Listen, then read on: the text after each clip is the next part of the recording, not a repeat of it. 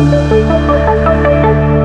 right, so today, kind of wanted to take you through the history of the gold standard, into why it happened, why we got off of it, what was the interim, and how things look since. So I gathered a lot of info from a few different sources, some from the Fed databases themselves, some other sources, and I think it came up with pretty interesting content. So without further ado, just hop right into it.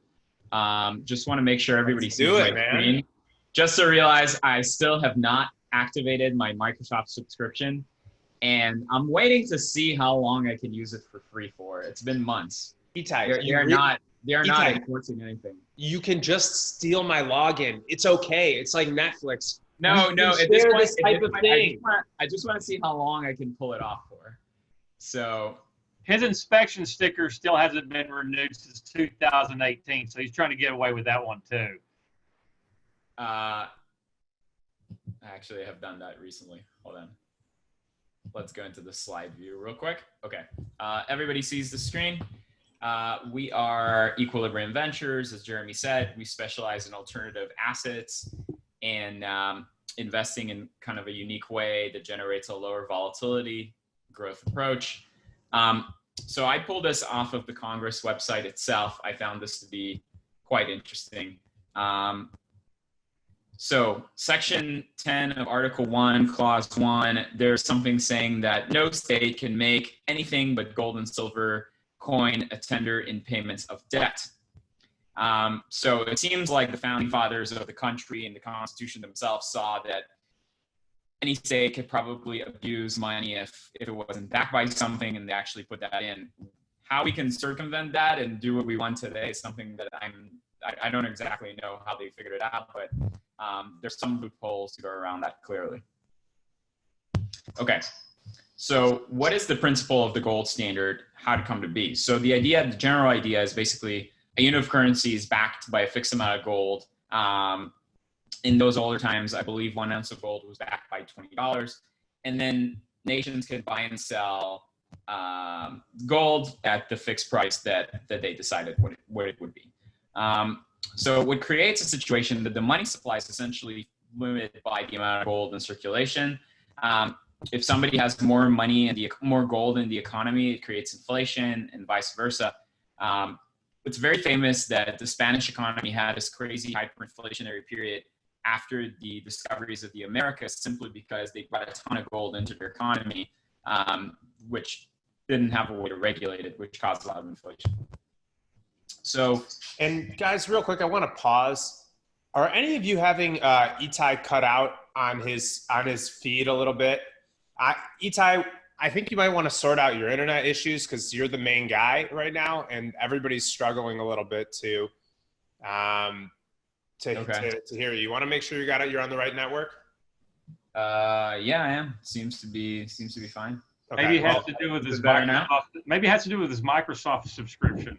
Yeah, or I think we're gonna actually. Okay, or we're gonna have to just, or we're just gonna have to get an Ethernet cord. Those can be purchased at Office Depot or on Amazon. Sounds good. Cool. Let's do it. So the main idea about gold and trade is that basically gold guarantees the value of the currency in the global arena, essentially. And then if you want to trade, country A and country B want to trade, you don't have the risk of like, oh, I don't know about the Tide bot, if it's going to be valuable enough, and I don't know what the value of that currency is going to be the next year, the next month when we want to do trades. So there's no risk of that volatility in those markets. But the problem is that you have this issue between the domestic economy and what it needs as far as monetary policy and the international arena, which is totally different. So just a quick timeline of how that looks like here in the U.S. Mint Act 1792, essentially the Civil War, the gold standard is completely abandoned because they needed a lot of money to fight the Civil War.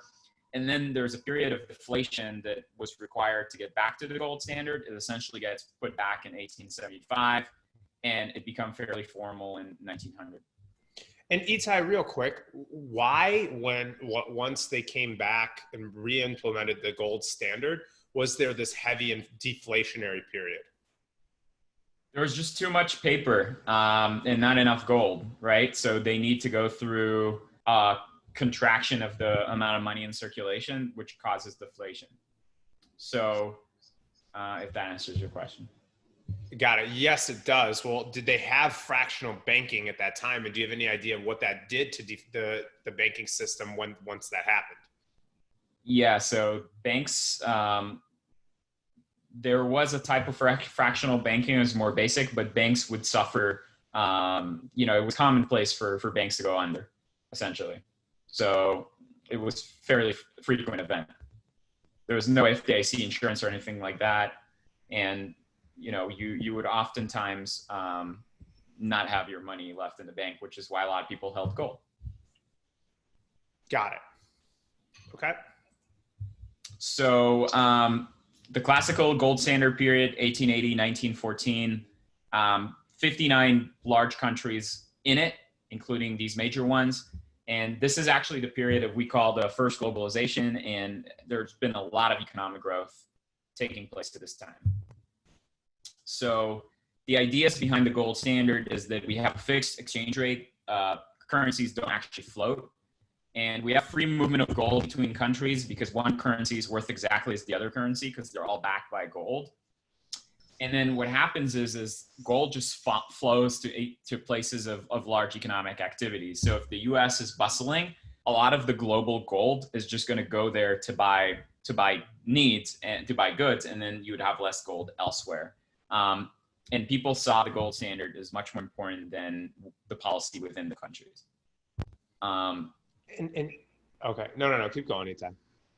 Yeah, no worries about it. So it actually caused a lot of problems as far as, deflationary periods that would follow inflationary periods because of this ups and downs of the classical gold.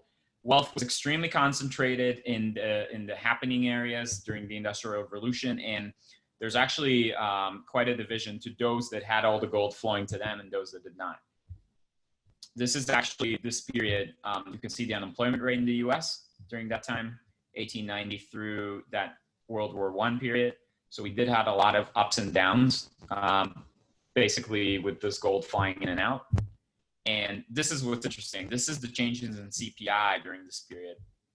So inflation was not common at all. You had periods of deflation, periods of inflation, periods of flat, and that was kind of the standard. So at the end of the day, this causes these financial panics because the government doesn't actually have money. There are periods where government will not have money. 1907 is very famous because JP Morgan goes and bails out the US government because he has all the gold and they have none. So he literally goes in and says, you know what, I'm going to just give you and lend you the gold you need right now to stabilize the financial system. So at the end of the day, they're basically tired of all that. So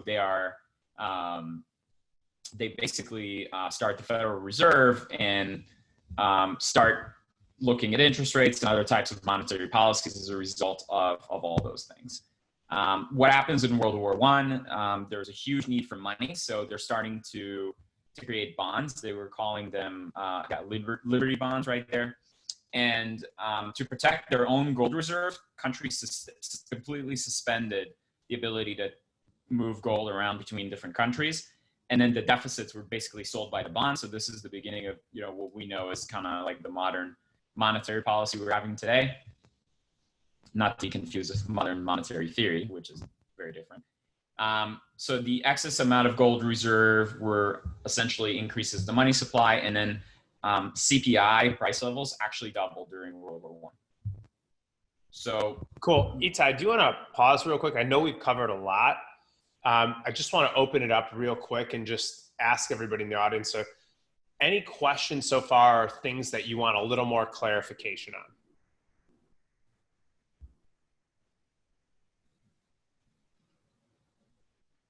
Rob Ross, even him? We got him quiet?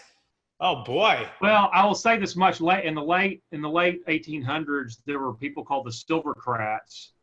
So I know EK really didn't want to go into a lot of that because that takes a lot of time, but that became a big political thing, whether we go on the gold or we go on the silver standard. And a lot of people don't know that actually a book that was made into a famous movie called The Wizard of Oz is actually a metaphor about the gold and silver standard. And that it talks about follow the yellow brick road. And then at the end, it's all a facade. And then she clicks her heels together. Well, in the movie, she's wearing red heels because it was one of the first color movies. But actually, in the book, the shoes are silver because silver will take you home. So it's a little nugget of history there for you about the gold and silver standard and battles back then. Was there any reason why it was always been gold? That's the one that's kind of been the end all be all of the precious metal, or the most important, the precious metals? It's rare. Silver is much more abundant.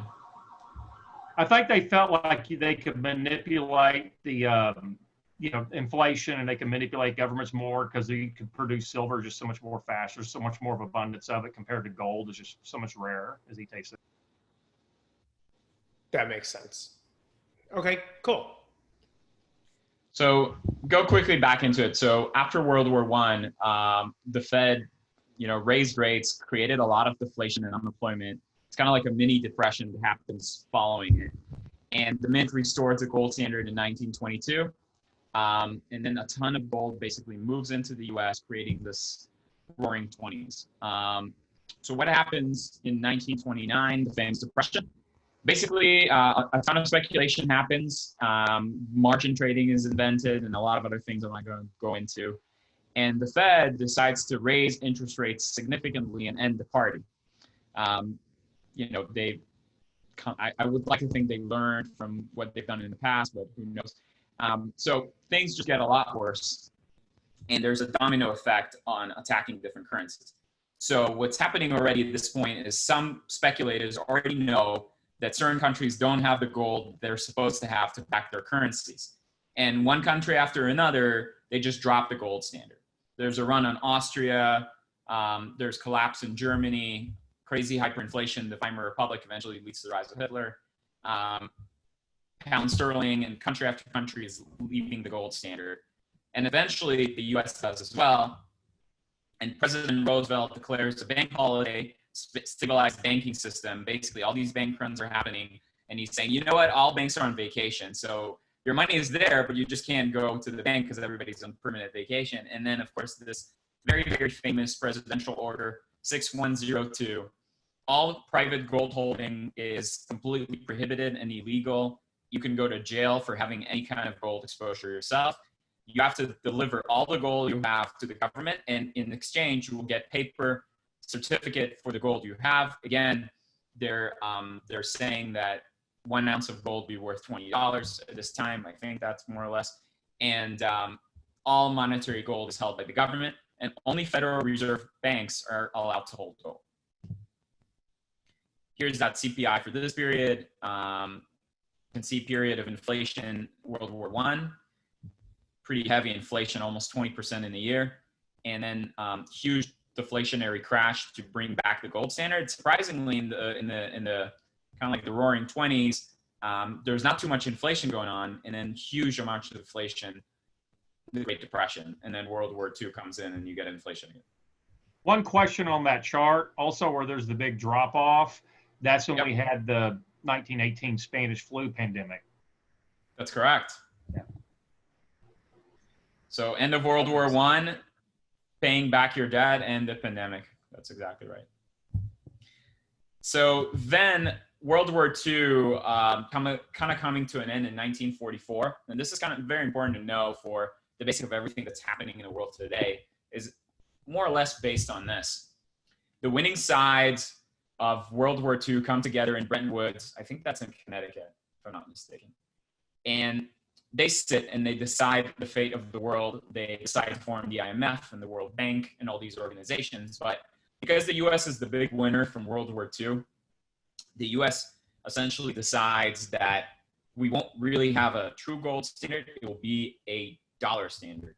So here's the difference. They promise that the US dollar is as good as gold, and it's going to be fixed to gold.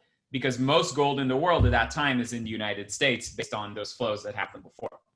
And at the same time, the other countries agree that they will take dollars instead of gold.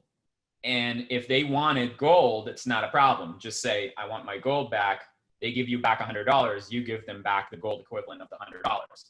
Everybody agrees that that's the new system. And it goes on, and it creates a dollar standard that actually the leftovers of it still exist today. So the U.S. being the reserve currency.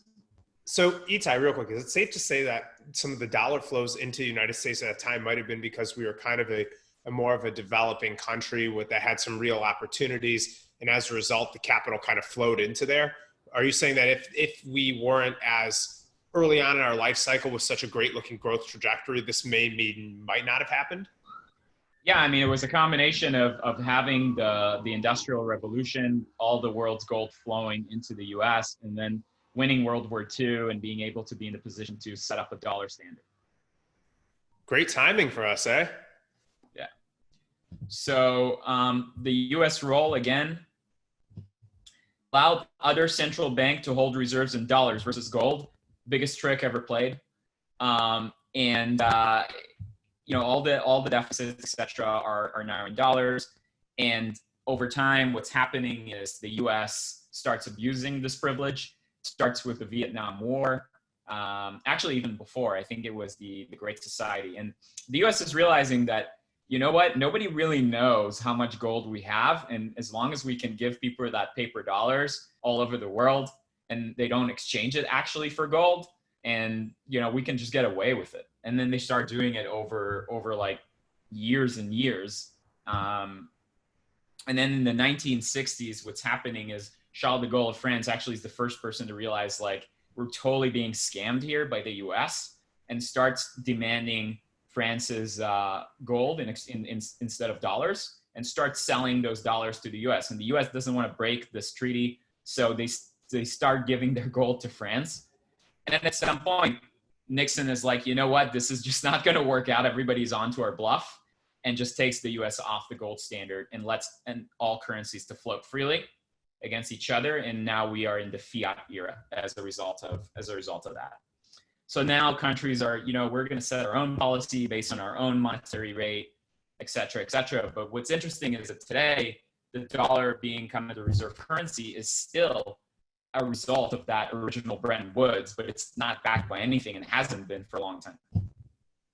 So I'll leave you with this quote. Peter Bernstein: money and gold have no value in themselves. In short, our wealth lies neither in vaults in Fort Knox, nor in the ledgers of our banks. Rather, it lies all around us in what we have so prodigiously produced in the past and what we are capable of producing in the future.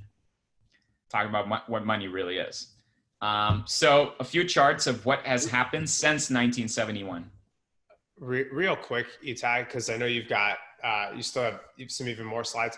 Can you just explain why being the reserve currency is such a monster advantage? Yeah, absolutely. So we have the ability to create the world's monetary policy. So if we have issues within our own country, we can say we're just going to, like, for example, with COVID, we're going to pay everybody $600 a week benefits, and we're going to do it for a long amount of time. We need to spend $7 trillion to do it. But guess what? We're only bringing in $3 trillion in taxes. So we can print all that money. And as long as other countries out there in other places like Africa or even in Europe or, whatever, they need dollars for international trade, because most international trade happens in dollars. There's going to be demand for those dollars that you're creating out of thin air for your own country's use, because other countries will still buy it, because international trade, oil trade, commodities trade are all nominated in US dollars. Got it. So how might it be different for, let's say, a Papua New Guinea who all of a sudden wants to raise capital, but might not have that advantage? So if they print their own currency and it's not backed by actual economic productivity, they're going to go through a hyperinflation, because nobody's going to buy their currency and their economy is going to get destroyed. Got it. So, okay. So it's literally the demand of the rest of the world for dollars in some capacity allows us to get away with more printing than some of the other places.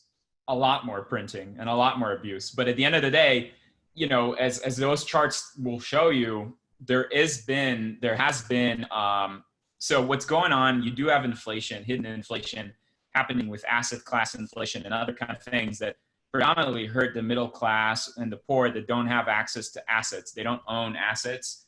They don't own real estate. They don't own stocks. And if they don't own enough of it, they don't keep up with the depreciation of the currency, right? So I just want to show this interesting thing. This is growth versus compensation since 1948. Literally, this is the year we dropped the gold standard. Productivity has significantly increased, technology and all this stuff, but compensation has essentially stayed the same. Up until this point, they both increased pretty much the same way. Here is the real GDP, real wages, and trade policies. So this is kind of interesting because all these things are going together until the end of gold standard. Then real GDP per capita has increased by far. The average wages based on GDP deflator pretty much here. And then really at the bottom is the real median weekly earnings of the full-time workers over CPI is essentially at the same levels, even though the economy has grown significantly more. So what's the biggest takeaway of this slide then? The biggest takeaway is that if you make your money in W-2 since the end of gold standard, you've been left behind. You can see that, you can literally see that again in the gap between the rich and poor. Again, 1971 hits right there.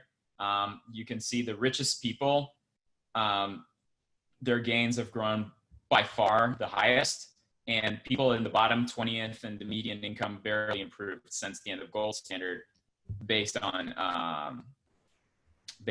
where we are as far as the CPI goes.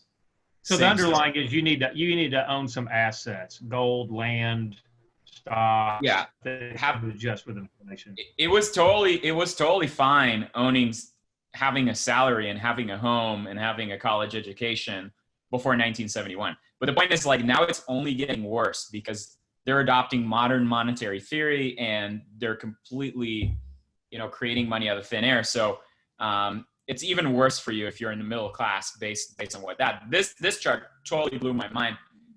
Starting here, literally 1775. Here's that World War I, World War II, and literally this is cumulative CPI since 1971. Like in the past, up until that point, inflation was never a really big thing. You had a little bit of inflation, but if you bought a house, it wouldn't necessarily gonna explode in value over a 10-year period like we've seen in the modern era. That simply didn't exist. And this is actually an illustration of that. So you have the example of two cities, New York and Boston. You have the median income in both cities here, literally was on par with the real estate prices and stayed a lot lower versus the housing prices in those places. So it's completely diverged from the income levels. And again, since when? Since the end of gold standard. Now with 0% interest rates and money being relatively free, that could probably get worse. Yeah, exactly.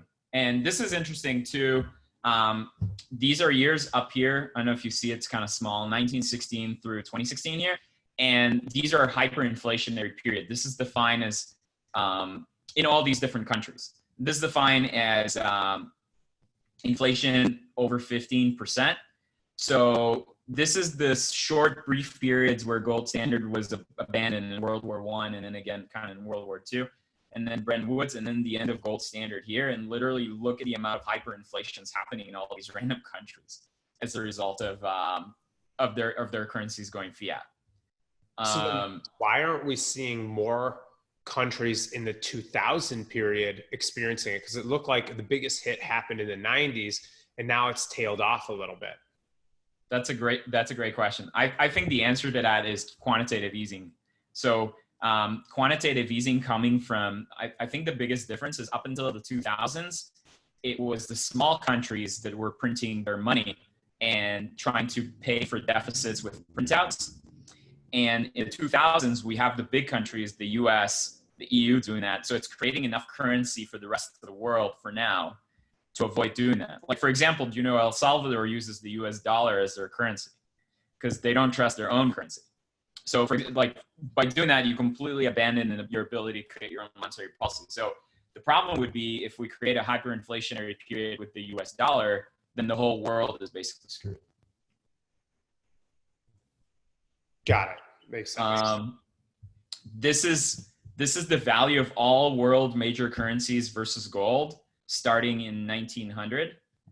So every single major currency in the world, between European currencies, euro, yen, pound sterling, US dollar, essentially lost 99% of their value over a 100-year period.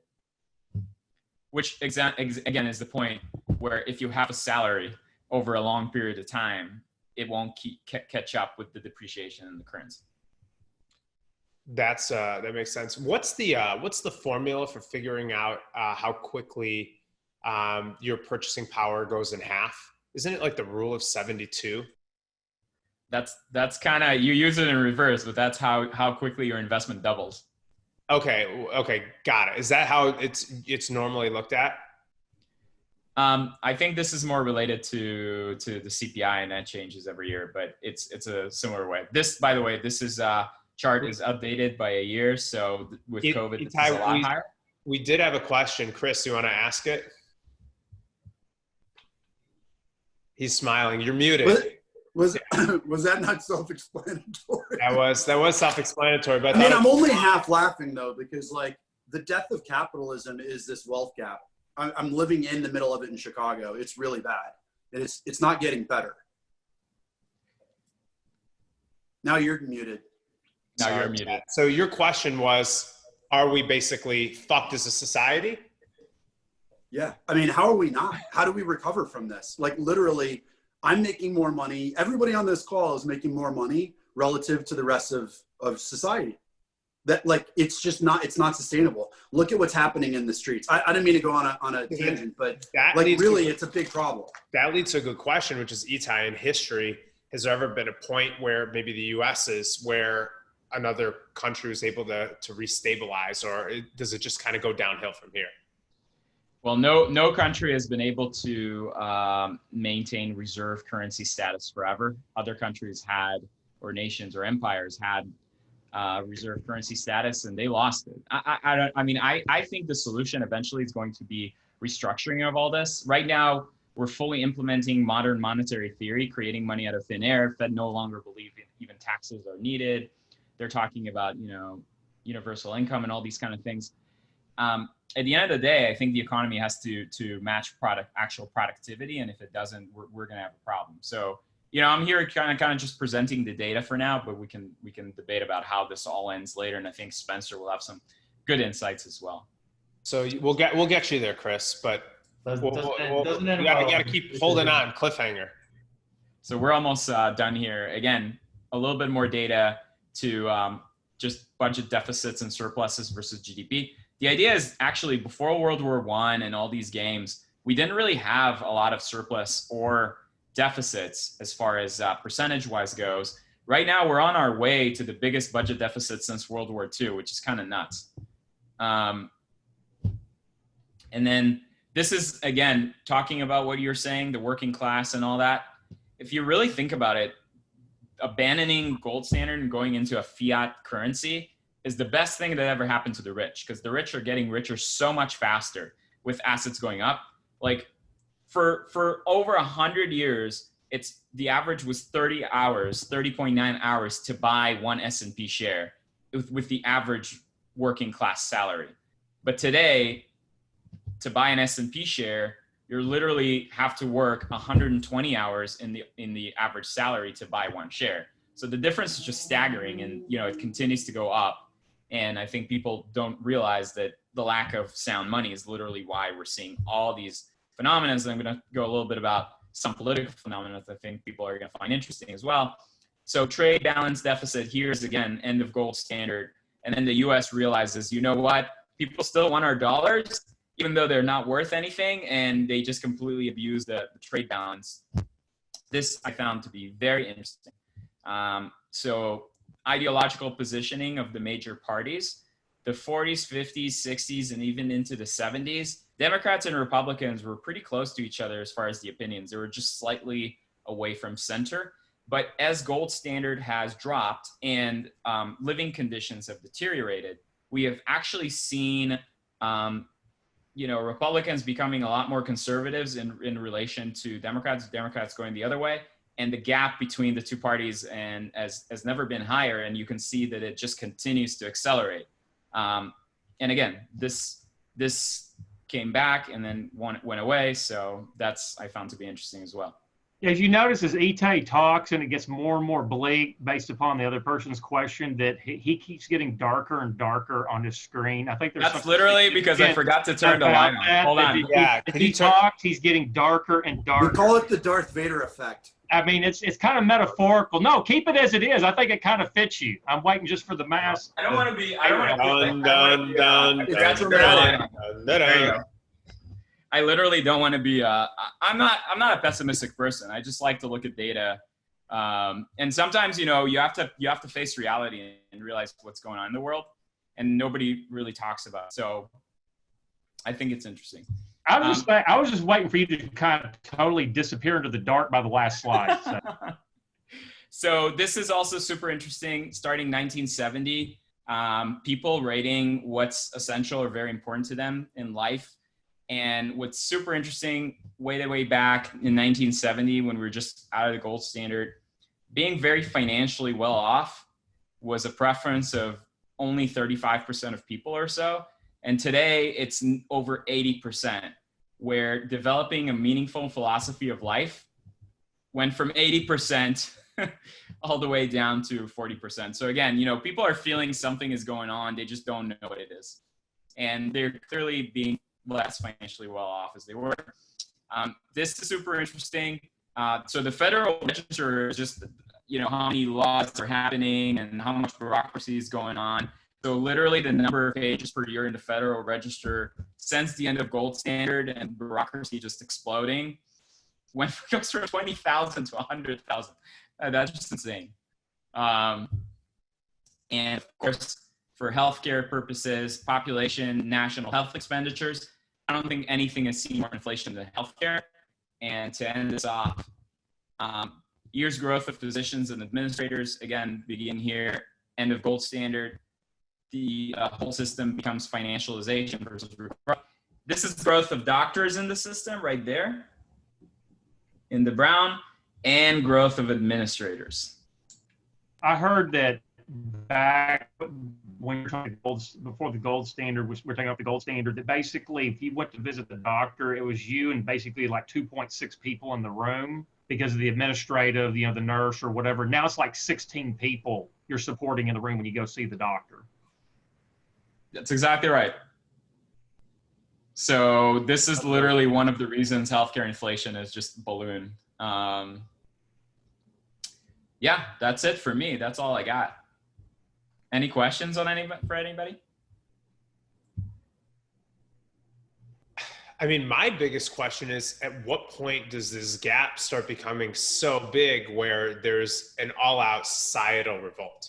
Like historically, what do you see? When is the inflection point of where everybody turns and says it's time to overhaul the system? It started. Agreed. I would agree. But what are other historical examples where they've seen this happen? Are there any kind of triggers that anybody's aware of that really are like? Well, I think Itai, when he talked about the J.P. Morgan panic of 1907, I mean, there were riots. I mean, people lost stuff in the banks, and it happened in the Depression when the Federal Reserve didn't kick in money, and people literally lost everything they had in the banks back then. So societal change. I mean, it's great to talk about the last 100 years, but let's rewind even a little bit back further. This has happened 20 plus 30, close to 30 times in the collapse of empires, from Roman times to Lydia, to the Greek Empire, to the Ottomans. It's the exact same pattern. It's a currency that's based on gold or silver. It is then deflated, typically by implementing copper, and more recent times implementing paper certificates that back gold. and then printing typically that follows a war, and then social programs, social unrest, and then a movement back onto a gold type standard. It's happened. Is this what happened in the French Revolution? I'm not exactly sure if it happened in the French Revolution. I just know that it's happened countless number of times, and we're literally just seeing the pattern repeat right now. It's identical to what's being described in history books. There's a really good video series. Rome is very famous. Yeah, exact same thing. It went to war. They debased their currency with copper. Started printing a bunch. Started building large public works, social programs, et cetera, and then eventually they lost their footing and effectively dissolved. So this is more of a fundamental flaw of just the design of humans, right? That if this thing keeps happening, it's bound to continue.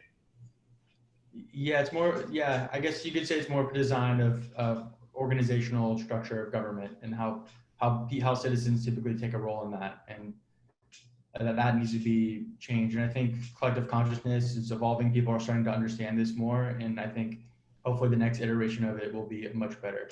But we'll see. Hopefully, you want to start talking about your solution? Yeah, absolutely. Spencer, you want to quickly just introduce yourself to everybody now that you're kind of on a roll and saying smart things? No, not at all. I guess I've been an entrepreneur really since I was a teenager.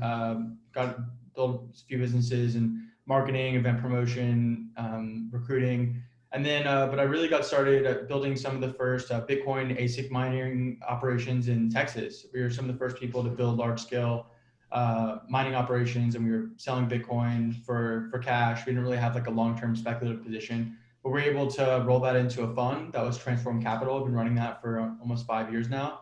Investing in various early stage technology companies. It was mostly focused on blockchain, then fintech, and now we do all sorts of investments. We invest in funds, we invest in biotech, and along the way I've sort of done some consulting for governments, done some consulting for Fortune 100s, and served on the board of a few companies, advised a bunch of companies, mostly in fintech, a couple in space, and health and wellness.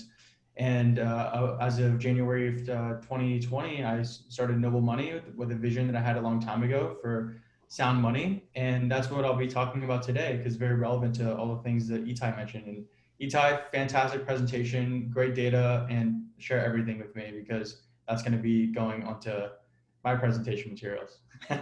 We will do that. And a quick round of applause for Itai, an actual round of applause. Okay, cool. No, I saw some of you doing it. Great. Well, Spencer, take it from here. You should be able to share your screen. Sure.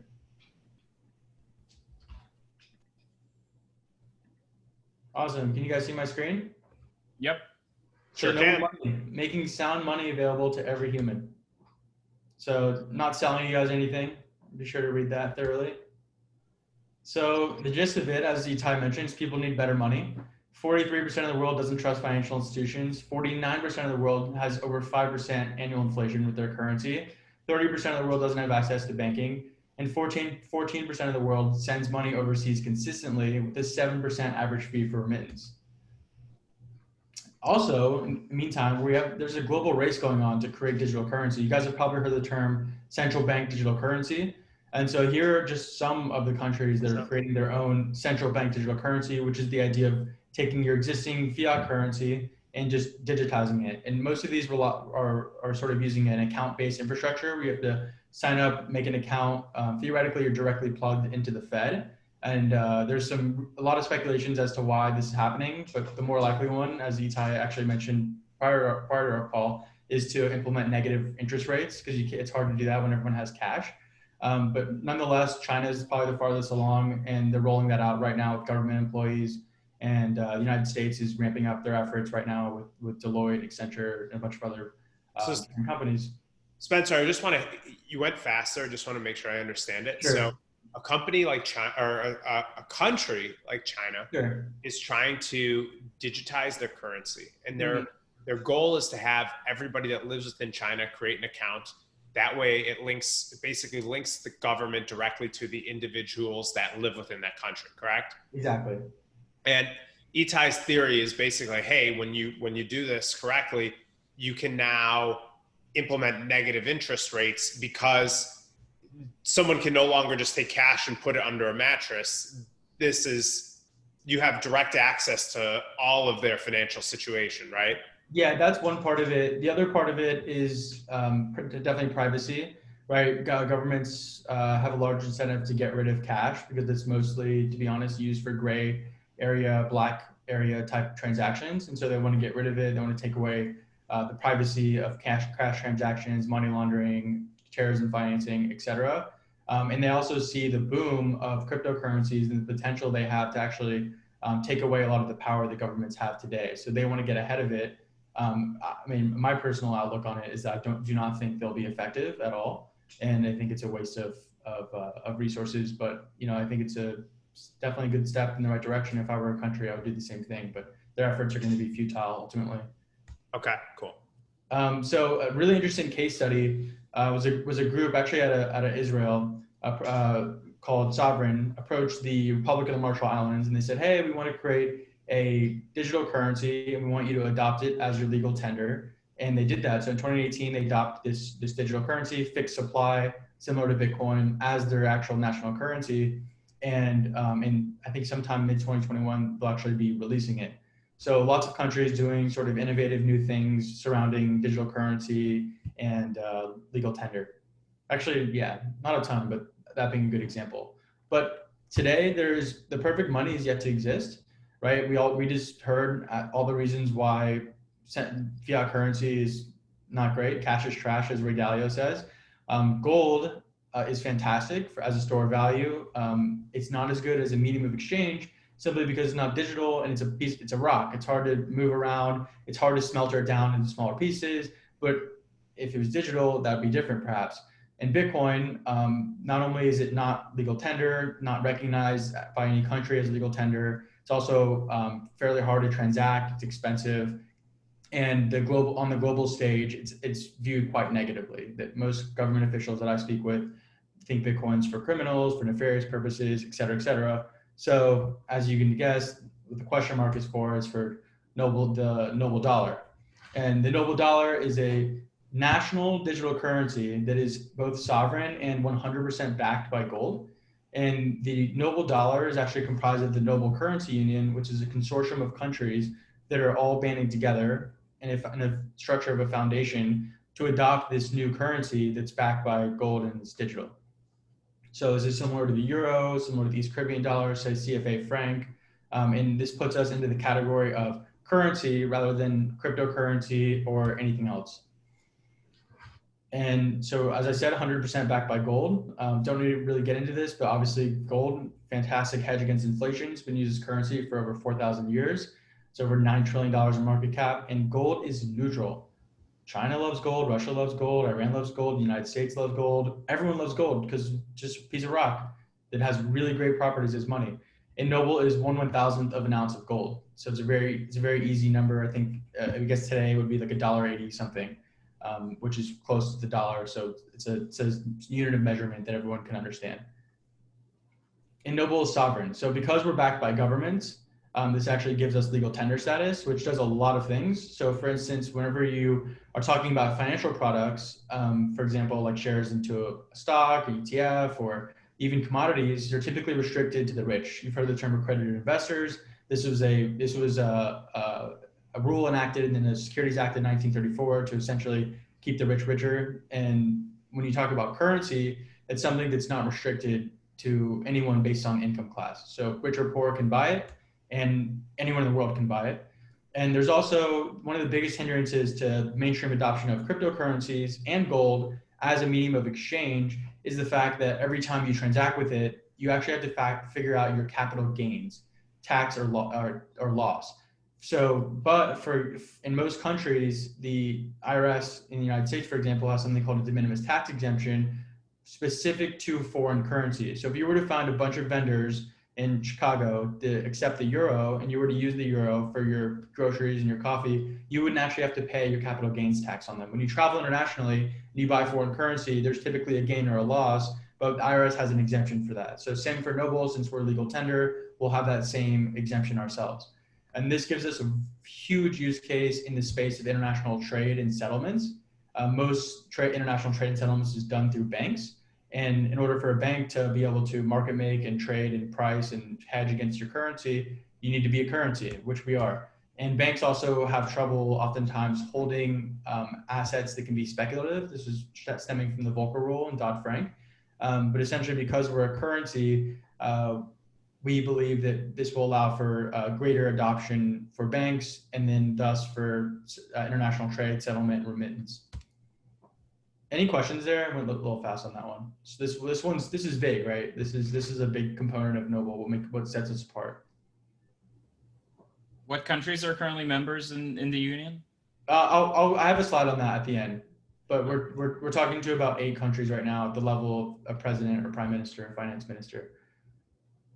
You may cover this, but so you're going to get into how you all create these. I mean, you just go out and buy gold, divide it up by 1,000, and just create more nobles. So we don't create anything, right? And that's important because this is what gets governments into trouble. Is they want to take a very active role in the gold minting process. And so our nobles actually only come into existence when a user, let's say a government, high net worth, retail, comes to us, wires us money. Initially, it'll just be US dollars. Eventually, it'll be cryptocurrencies and other government currencies. And then we take that money and we buy gold. We stick it in a vault in Switzerland, Loomis vaults, and the gold is there and we issue the user their tokens. That's the only way gold comes into existence. We don't print it, right? And we don't fraction reserve lend it. Is there an automatic thing, like the second they buy it, that immediately you have an algorithm that puts in order to buy gold? Yeah, so we're actually using a third-party brokerage that does all the fulfillment for UBS, Merrill Lynch, Goldman Sachs. They do billions of dollars worth of gold volume and can get us pretty close to spot. So these companies put over $100 million into R&D, have done SOC 2s, all these audits.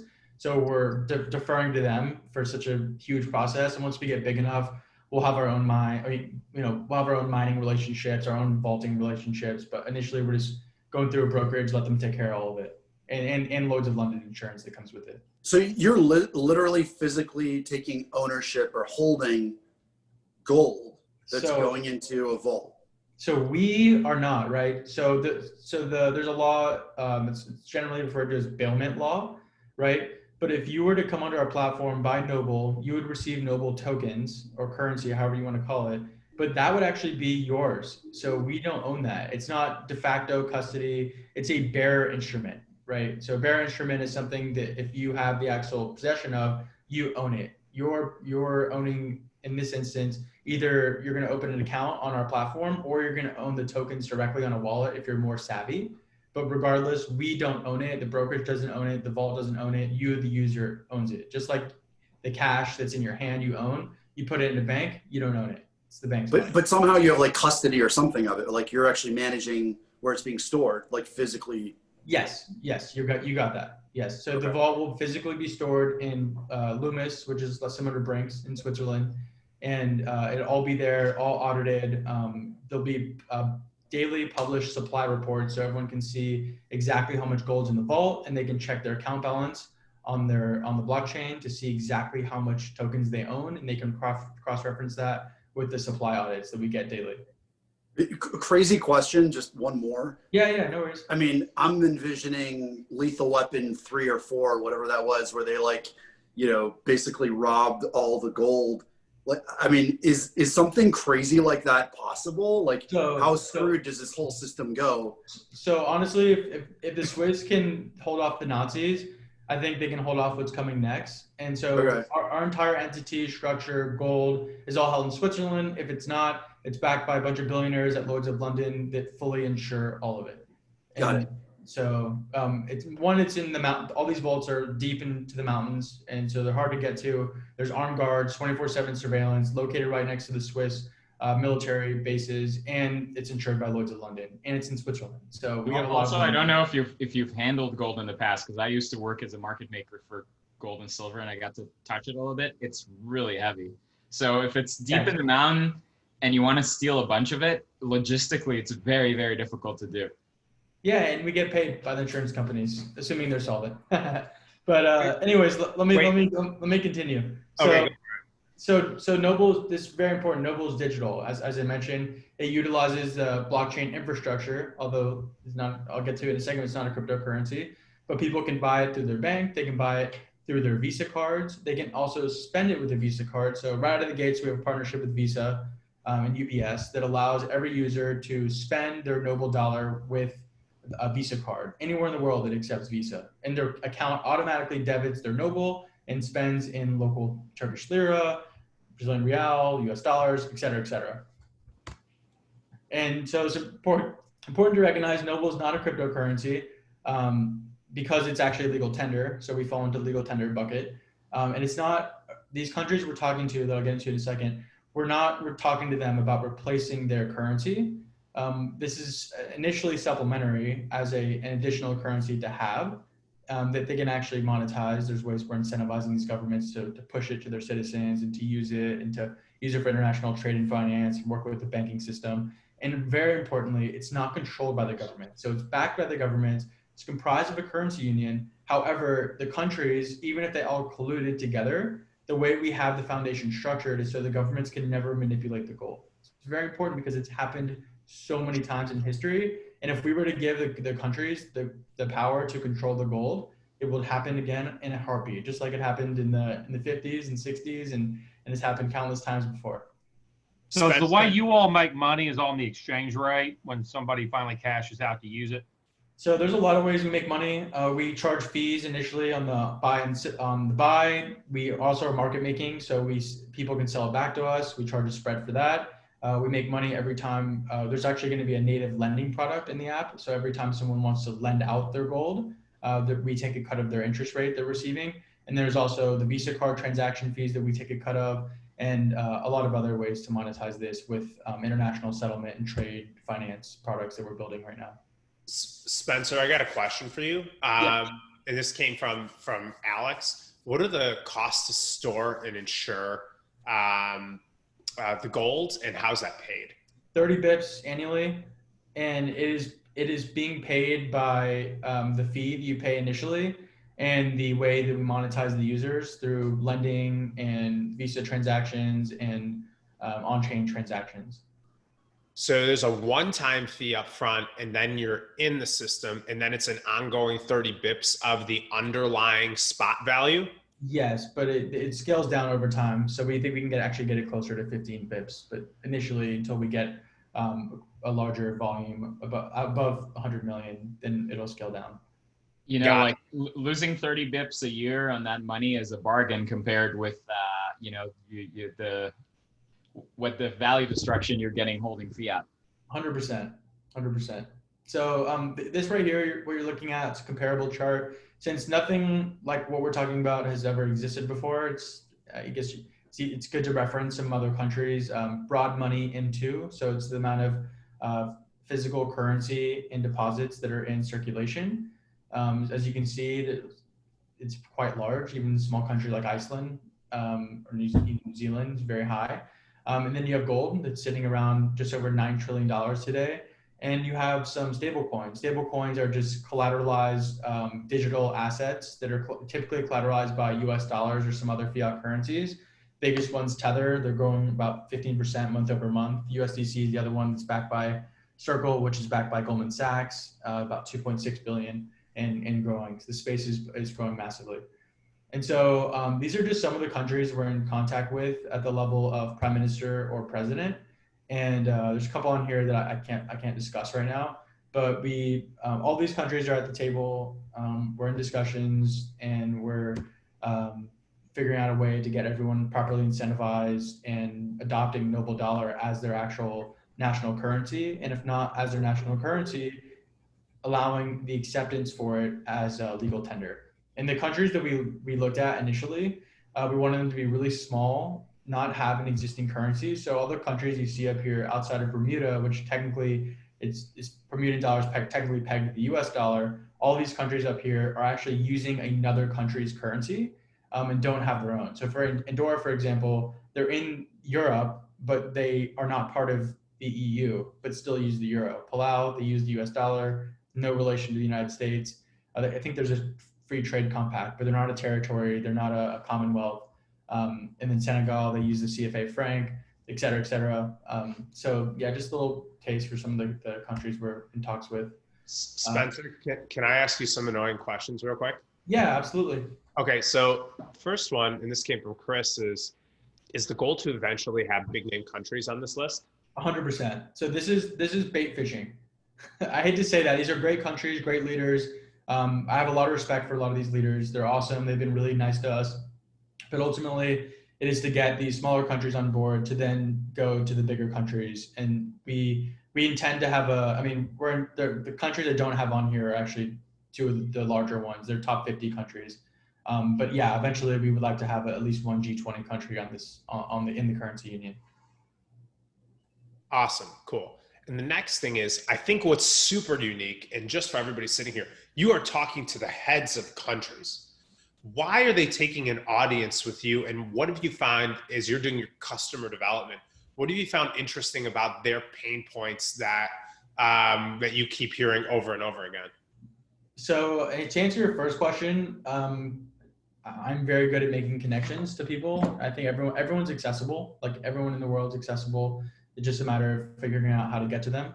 But I'm very fortunate. I have a really good group of advisors, former central bank heads, former U.S. State Department officials, people that were in the Obama administration. I have the co-founder of the Carlyle Group that's on the team. He's also the financial advisor to Prince Bin Solomon, the Fortune 100 executive, et cetera, et cetera. Just a really great team, IMF officials, et cetera, that have been able to make these really random connections. And then I've also just done a lot of hustling, just calling out, picking up the phone, cold emailing, going to a couple, I guess in the past, going to a couple of these countries. And then I also did government consulting too. So that helped as well. So basically hustle, be handsome, and put yourself out there. And then boom, you're connecting with heads of countries.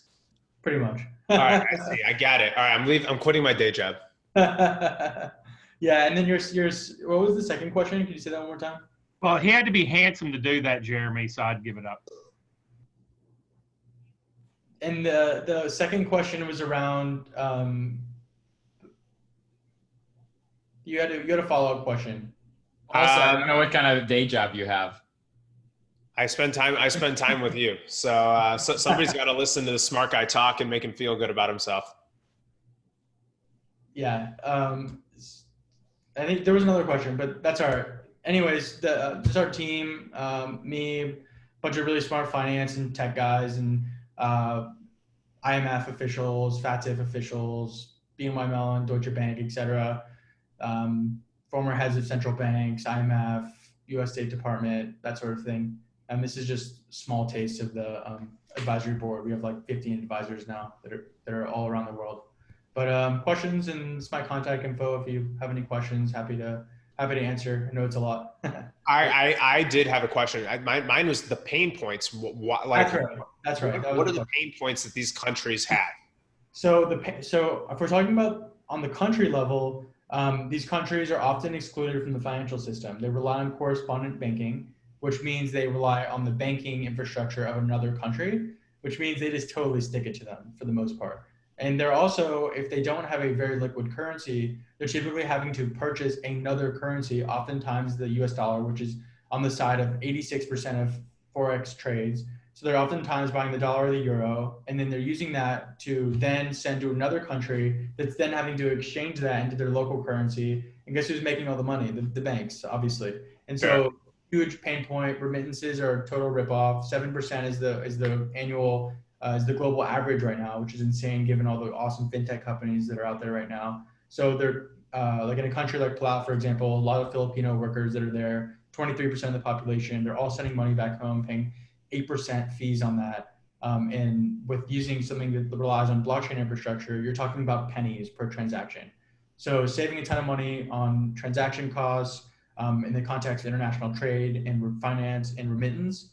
And then also just opening these countries up to more foreign direct investment, because currently the only way to bring money into your country for the most part is relying on the SWIFT system, SWIFT network, or FedWire, or Euroclear, or a couple of other interbank messaging systems that allow you to send money from bank to bank.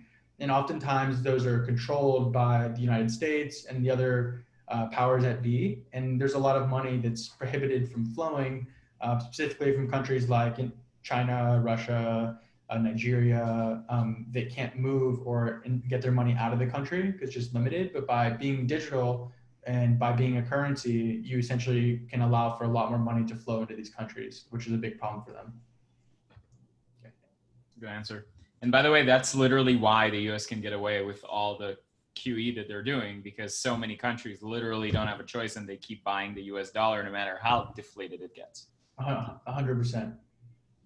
I have a question. What's the difference between what you're doing here and another cryptocurrency based on gold called BitGold? Oh, so there's actually a lot of cryptocurrencies that are backed by gold.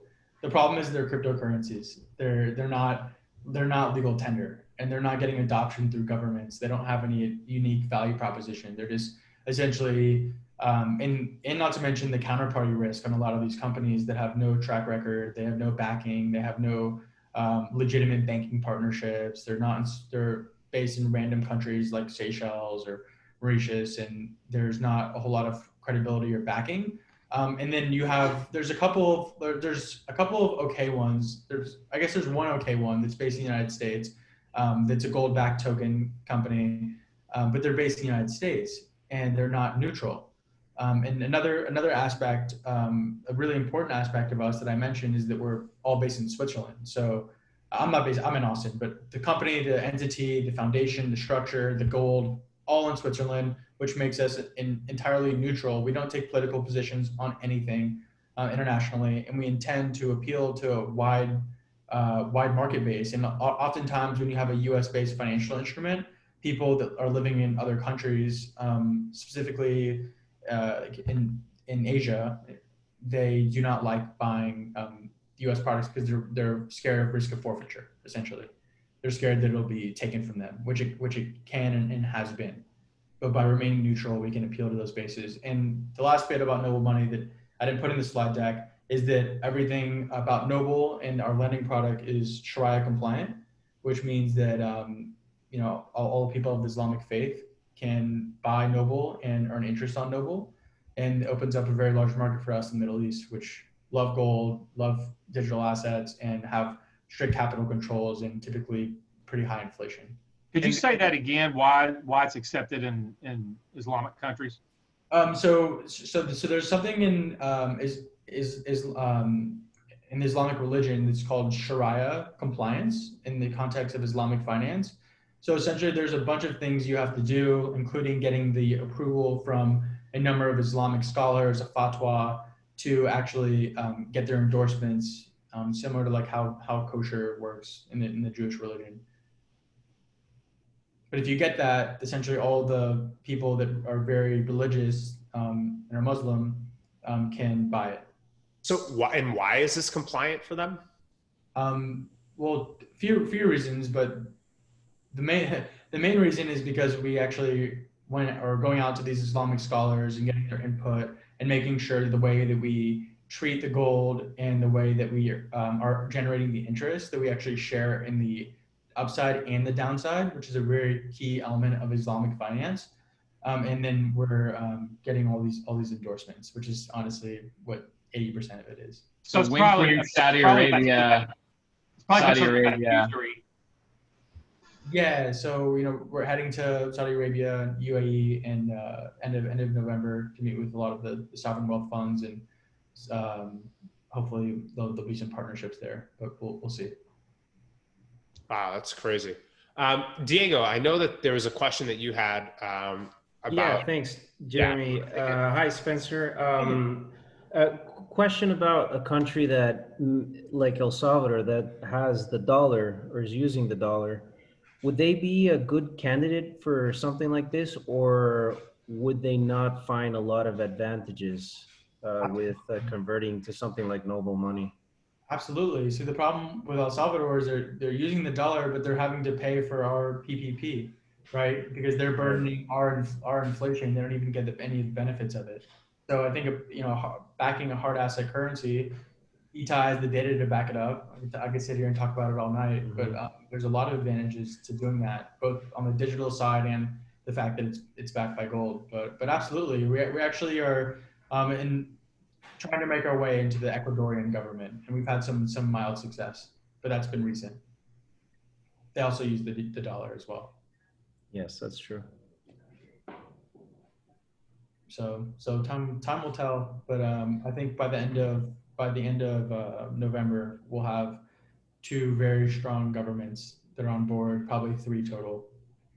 And so Spencer, let's say we're sitting here. Obviously, the United States government is not on board yet, but I think Noble's awesome, and I want to participate. Am I restricted because I'm sitting in the U.S.?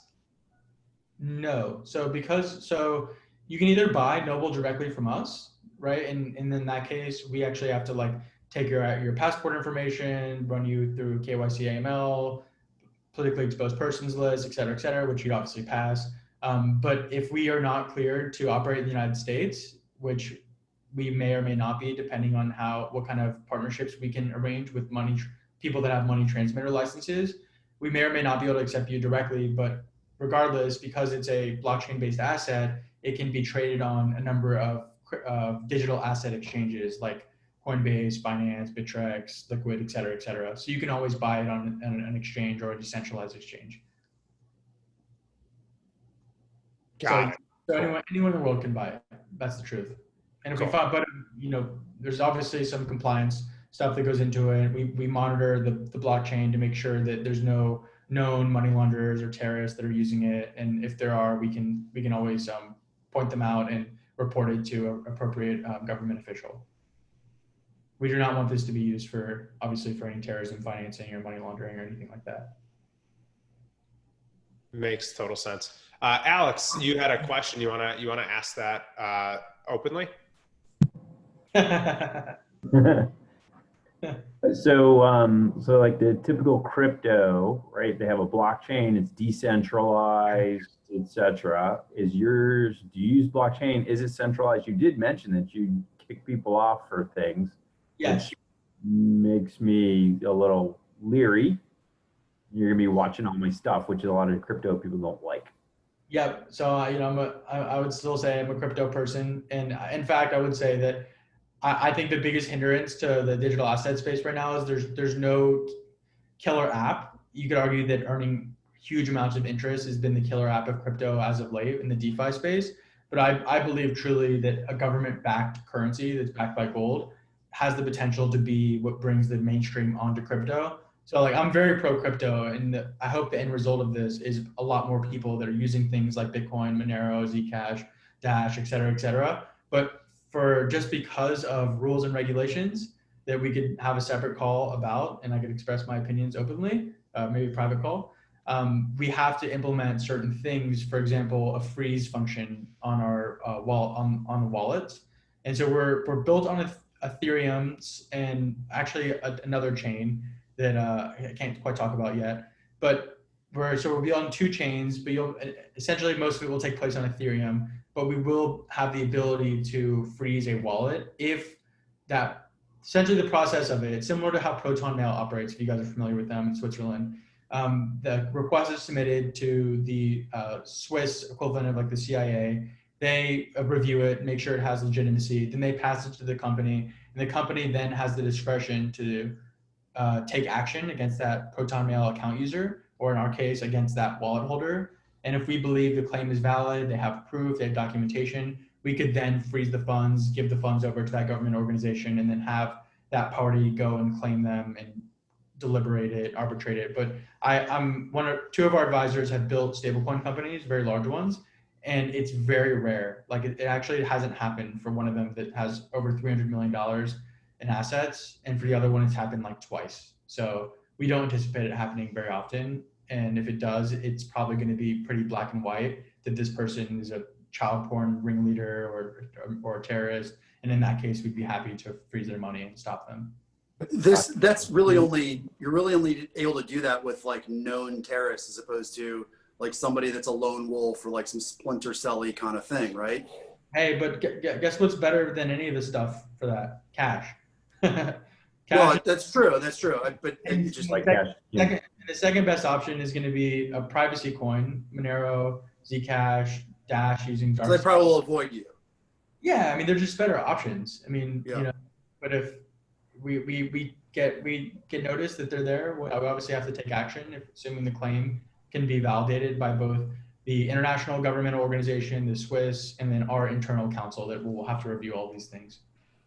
Gotcha. And you said you're using the Ethereum chain and some other one. Is there a cost to that, like a transaction cost? That's why I mentioned the other chain. So without getting super deep into the weeds of the technical stuff, essentially our native app that people can download will be using a public chain that's very scalable and very cheap. I'm sure you can think of a few of those. We're in talks with, because they're actually giving us money, so we kind of want to keep it on the low right now. And then, however, every user can then transfer their money out into the Ethereum ecosystem, taking advantage of the whole DeFi space and earning interest, et cetera, et cetera. Okay. Because DeFi is obviously an area we want to be actively participating in. Very cool. Yeah. Okay. Any other questions? Very cool. Awesome. Well, Spencer, I want to say thank you so much for speaking. You spoke very eloquently on a very unique and interesting topic and brought awesome stuff to the table. And same thing for you, Itai. I feel like I'm getting a professor's education. I